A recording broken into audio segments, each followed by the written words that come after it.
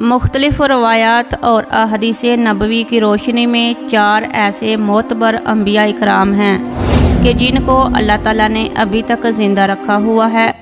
ناظرین اکرام، سوال یہ ہے کہ وہ 4 نبیوں کو اللہ تعالیٰ نے کہاں رکھا ہوا ہے؟ محترم ناظرین اکرام، پہلے نبی جن کو اللہ رب العزت نے موت نہیں دی اور جن کے ہمیشہ زندہ رہنے کا ذکر اللہ تعالیٰ نے قرآن مجید میں کیا ہے، وہ ہیں حضرت عیسیٰ علیہ السلام۔ جب حضرت عیسیٰ علیہ السلام نے نبوت کا اعلان کیا تو انہوں نے اپنے ارد گرد کے تمام لوگوں کو جمع کر کے فرمایا کہ میں آپ کو اللہ کے دین کی دعوت دیتا ہوں۔ وہ لوگ یہودی قوم سے تھے۔ حضرت عیسیٰ علیہ السلام نے جب یہودیوں کے سامنے اپنی نبوت کا اعلان فرمایا، چونکہ یہودی تورات میں پڑھ چکے تھے کہ حضرت عیسیٰ مسیح علیہ السلام ان کے دین کو منسوخ کر دیں گے، اس لیے یہودی آپ کے دشمن ہو گئے۔ یہاں تک کہ جب حضرت عیسیٰ علیہ السلام نے یہ محسوس فرما لیا کہ یہودی اپنے کفر پر اڑے رہیں گے اور وہ مجھے قتل کر دیں گے، تو ایک دن آپ نے لوگوں کو مخاطب کر کے فرمایا، یعنی کون میرے مددگار ہوتے ہیں؟ اللہ کے دین کی طرف 12 یا 19 حواریوں نے یہ کہا، یعنی ہم خدا کے دین کے مددگار ہیں، ہم اللہ پر ایمان لائے اور آپ گواہ ہو جائیں کہ ہم مسلمان ہیں۔ باقی تمام یہودی اپنے کفر پر جمے رہے، یہاں تک کہ جوش و عداوت میں ان یہودیوں نے آپ کے قتل کا منصوبہ بنا لیا، اور ایک شخص کو یہودیوں نے، جس کا نام تیتیانوس تھا، آپ کے مکان میں آپ کو قتل کر دینے کے لیے بھیجا۔ اتنے میں اچانک اللہ تعالیٰ نے حضرت جبرائیل علیہ السلام کو ایک بدلی کے ساتھ بھیجا، اور اس بدلی نے آپ کو آسمان کی طرف اٹھا لیا۔ آپ کی والدہ جوش محبت میں آپ کے ساتھ چمٹ گئی تو آپ نے فرمایا کہ اماں جان، اب قیامت کے دن ہماری اور آپ کی ملاقات ہوگی، اور بدلی نے آپ کو آسمان پر پہنچا دیا۔ یہ واقعہ بیت المقدس میں شب قدر کی مبارک رات میں وقوع پذیر ہوا۔ بعض مفسرین کے نزدیک آپ کی عمر مبارک اس وقت 33 برس کی تھی، اور بعض نے کہا کہ آپ کی عمر شریف 120 برس کی تھی۔ تیتیانوس جب بہت دیر تک مکان سے باہر نہیں نکلا تو یہودیوں نے مکان میں گھس کر دیکھا تو اللہ تعالیٰ نے تیتیانوس کو حضرت عیسیٰ علیہ السلام کی شکل کا بنا دیا۔ یہودیوں نے تیتیانوس کو حضرت عیسیٰ سمجھ کر قتل کر دیا۔ اس کے بعد جب تیتیانوس کے گھر والوں نے غور سے دیکھا تو صرف چہرہ حضرت عیسیٰ علیہ السلام کا تھا، باقی سارا بدن تیتیانوس کا ہی تھا۔ تو اس کے اہل خاندان نے کہا کہ اگر یہ مقتول حضرت عیسیٰ علیہ السلام ہے تو ہمارا آدمی تیتیانوس کہاں ہے، اور اگر یہ تیتیانوس ہے تو حضرت عیسیٰ کہاں گئے؟ اس پر خود یہودیوں میں جنگ و جدال کی نوبت آ گئی، اور خود یہودیوں نے ایک دوسرے کو قتل کرنا شروع کر دیا، اور بہت سے یہودی قتل ہو گئے۔ اللہ تعالیٰ نے قرآن مجید میں اس واقعہ کو اس طرح بیان فرمایا کہ اور کافروں نے مکر کیا اور اللہ نے ان کی ہلاک کی خفیہ تعبیر فرمائی، اور آپ کے آسمان پر چلے جانے کے بعد حضرت مریم علیہ السلام نے 6 برس دنیا میں رہ کر وفات پائی۔ صحیح بخاری مسلم کی روایت ہے کہ قرب قیامت کے وقت حضرت عیسیٰ علیہ السلام زمین پر اتریں گے اور نبی آخر زمان حضرت محمد مصطفیٰ صلی اللہ علیہ وآلہ وسلم کی شریعت پر عمل کریں گے، اور دجال خنزیر کو قتل فرمائیں گے اور صلیب کو توڑیں گے، اور 7 برس تک دنیا میں عدل فرما کر وفات پائیں گے، اور مدینہ منورہ میں گنبد خضرا کے اندر مدفون ہوں گے۔ ناظرین اکرام، دوسرے نبی جن کو اللہ تعالیٰ نے ہمیشہ کی زندگی عطا فرمائی وہ ہیں حضرت خضر علیہ السلام۔ حضرت خضر علیہ السلام اس وقت دنیا میں تشریف لائیں گے جب دجال جہالیت پھیلانے کے لیے نمودار ہوگا۔ حضرت خضر علیہ السلام ان لوگوں کو اللہ کے دین کا حکم دیں گے۔ ایک روایت میں ہے کہ حضرت محمد صلی اللہ علیہ وآلہ وسلم اپنے صحابہ اکرام کو حضرت خضر کا واقعہ سنا رہے تھے۔ کہ آپ نے فرمایا حضرت خضر کا باپ ایک بادشاہ تھا۔ حضرت خضر کو اپنی بادشاہیت سے نوازنا چاہتا تھا، لیکن حضرت خضر کو دنیا کی بادشاہیت پسند نہ آئی، تو اس نے اپنے والد کی سلطنت کا جانشین بننے سے انکار کر دیا اور اپنے والد گرامی سے ناراض ہو کر جنگل میں جا کر رہنے لگے، جہاں ان کو کوئی بھی ڈھونڈ نہ سکا۔ آپ کا گزر آب حیات چشمے سے ہوا۔ اس چشمے سے پانی پی کر آپ تا حیات زندہ رہنے میں کامیاب ہو گئے۔ آب حیات کا ذکر بہت سی روایات میں ملتا ہے۔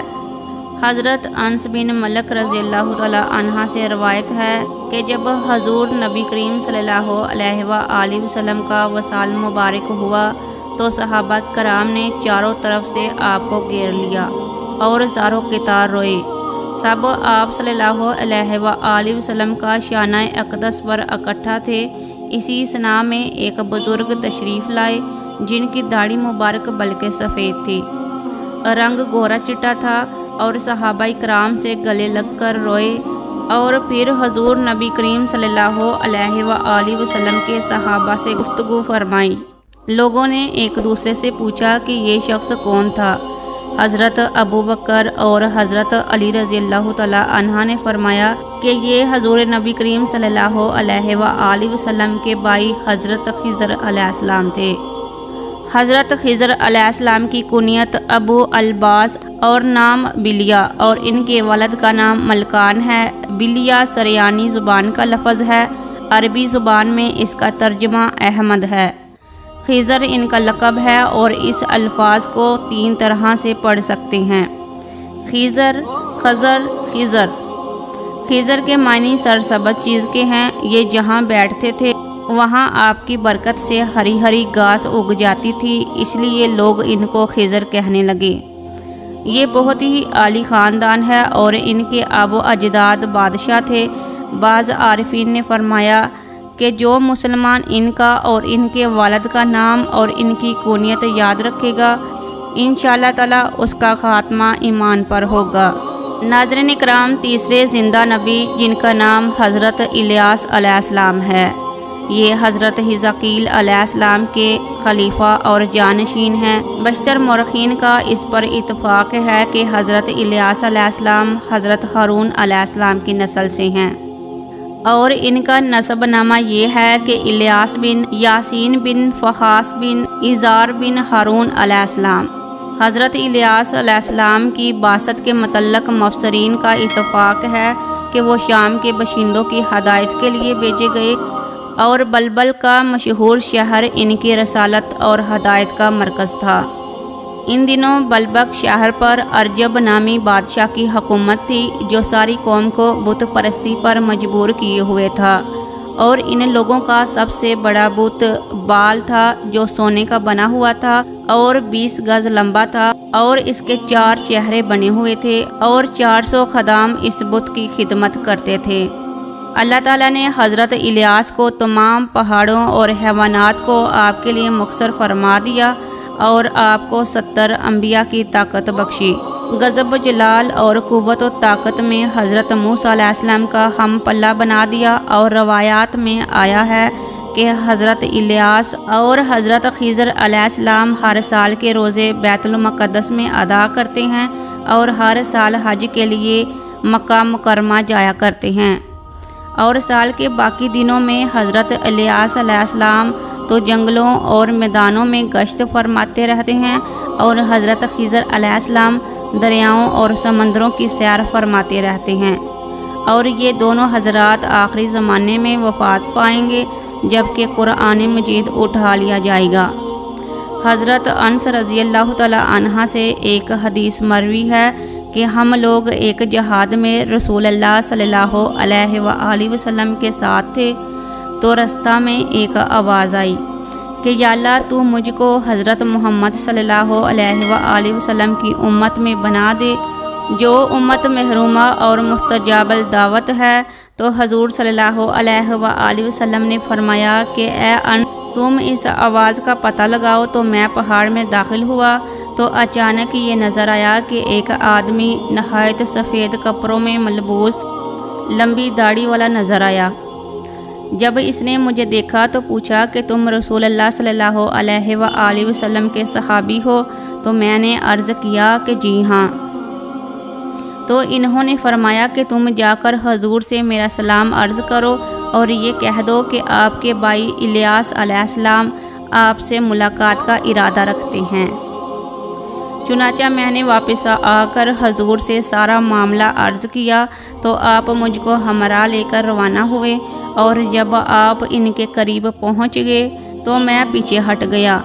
پھر دونوں صاحبان دیر تک گفتگو فرماتے رہے اور آسمان سے ایک دسترخوان اتر پڑا تو حضور صلی اللہ علیہ وآلہ وسلم نے مجھے بلایا اور میں نے دونوں حضرات کے ساتھ مل کر کھانا کھایا۔ جب ہم لوگ کھانے سے فارغ ہو چکے تو آسمان سے ایک بدلی آئی اور وہ حضرت الیاس علیہ السلام کو اٹھا کر آسمان کی طرف لے گئی، اور میں ان کے سفید کپڑوں کو دیکھتا رہ گیا۔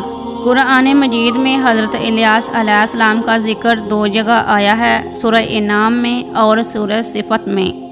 سورہ انعام میں تو صرف ان کو انبیاء علیہ السلام کی فراست میں شمار کیا ہے، اور سورہ صفت میں آپ کی بعثت اور قوم کی ہدایت کے متعلق مختصر طور پر بیان فرمایا گیا ہے۔ چوتھے نبی جو اب بھی زندہ ہیں، ان کا نام حضرت ادریس علیہ السلام ہے۔ آپ کا نام اخنوخ ہے۔ آپ حضرت نوح علیہ السلام کے والد کے دادا ہیں۔ حضرت آدم علیہ السلام کے بعد آپ ہی پہلے رسول ہیں۔ آپ کے والد حضرت شیس بن آدم علیہ السلام ہیں۔ سب سے پہلے جس شخص نے قلم سے لکھا وہ آپ ہی ہیں۔ کپڑوں کو سینے اور سلے ہوئے کپڑے پہننے کی ابتدا بھی آپ ہی سے ہوئی، اور اس کے علاوہ سب سے پہلے ہتھیار بنانے والے، ترازو اور پیمانے قائم کرنے والے اور علم نجوم حساب میں نظر فرمانے والے بھی آپ ہی ہیں۔ اللہ تعالیٰ نے حضرت ادریس علیہ السلام کو آسمان پر اٹھا لیا۔ حضور صلی اللہ علیہ وآلہ وسلم نے شب معراج حضرت ادریس علیہ السلام کو چوتھے آسمان پر دیکھا۔ حضرت ادریس علیہ السلام نے مالک الموت سے فرمایا کہ میں موت کا مزہ چکھنا چاہتا ہوں کہ کیسا ہوتا ہے، تم میری روح قبض کر کے دکھاؤ۔ مالک الموت نے ان کی روح قبض کر لی اور اسی وقت پھر واپس لوٹا دی، اور آپ زندہ ہو گئے، اور آپ نے فرمایا کہ اب مجھے جہنم دکھاؤ تاکہ خوف الہی زندہ ہو۔ آپ کو جہنم دکھائی گئی، اور پھر آپ نے مالک الموت سے فرمایا کہ مجھے جنت دکھاؤ۔ آپ دروازوں کو کھلوا کر جنت میں داخل ہوئے۔ تھوڑی دیر انتظار کے بعد مالک الموت نے کہا کہ آپ اپنے مقام پر واپس تشریف لے جائیں، یعنی دنیا میں، اور آپ نے فرمایا کہ اب میں یہاں سے کہیں نہیں جاؤں گا۔